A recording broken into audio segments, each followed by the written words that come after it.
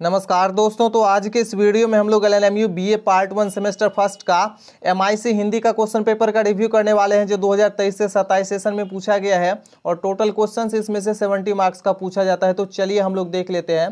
तो सबसे पहले जो है आपको खंड अ में 10 ऑब्जेक्टिव्स पूछा जाता है। एक ऑब्जेक्टिव 2 मार्क्स का होता है और 10 पूछा जाता है तो ये आपका 20 मार्क्स का होता है। तो चलिए हम लोग देख लेते हैं कि कौन कौन सा ऑब्जेक्टिव पूछा गया है। तो सबसे पहला नंबर जो क्वेश्चन पूछा गया है, हिंदी साहित्य की भूमिका के लेखक कौन है। तो इसका आंसर हो जाएगा आपका हजारी प्रसाद द्विवेदी। उसके बाद जो सेकंड क्वेश्चन पूछा गया है, हिंदी साहित्य के इतिहास के आरंभ काल को आदिकाल किसने कहा। तो इसका आंसर हो जाएगा आपका मिश्र बंधु।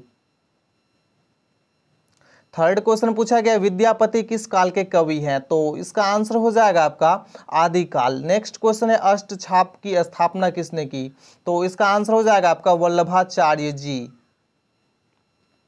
नेक्स्ट जो हमारा क्वेश्चन पूछा गया है, पृथ्वीराज रासो के रचनाकार कौन है।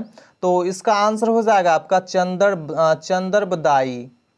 चंदबरदाई। नेक्स्ट क्वेश्चन है, घनानंद किस काल के कवि हैं। तो इसका आंसर हो जाएगा आपका रीति काल। उसके बाद नेक्स्ट क्वेश्चन है, रीति मुक्त धारा के किसी दो कवि का नाम लिखें। तो इसका आंसर हो जाएगा आपका आलम घनानंद बोधा। किसी दो का बोल रहा है तो आप इनमें से किसी दो का लिख सकते हैं। नेक्स्ट क्वेश्चन है, जयशंकर प्रसाद किस काल के कवि हैं। तो इसका आंसर हो जाएगा आपका छायावाद। उसके बाद नेक्स्ट क्वेश्चन है, आधुनिक हिंदी गद्य साहित्य के जन्मदाता कौन है। तो इसका आंसर हो जाएगा आपका भारतेंदु हरिश्चंद्र। और लास्ट ऑब्जेक्टिव पूछा गया है, तार सप्तक का प्रकाशन वर्ष क्या है। तो इसका आंसर हो जाएगा आपका 1943।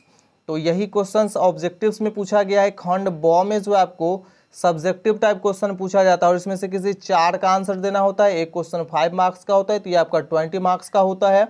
तो आप देख लीजिए कि इसमें कौन कौन सा क्वेश्चन पूछा गया है। उसके बाद आपको नेक्स्ट जो है खंड 100 में किसी 3 क्वेश्चन का आंसर देना होता है। लॉन्ग आंसर टाइप क्वेश्चन होता है और एक क्वेश्चन 10 मार्क्स का होता है तो ये आपका 30 मार्क्स का होता है। तो इसमें आप देख लीजिए कि कौन कौन सा क्वेश्चन पूछा गया है। तो यही क्वेश्चन जो है पूछा गया है। Thanks for watching.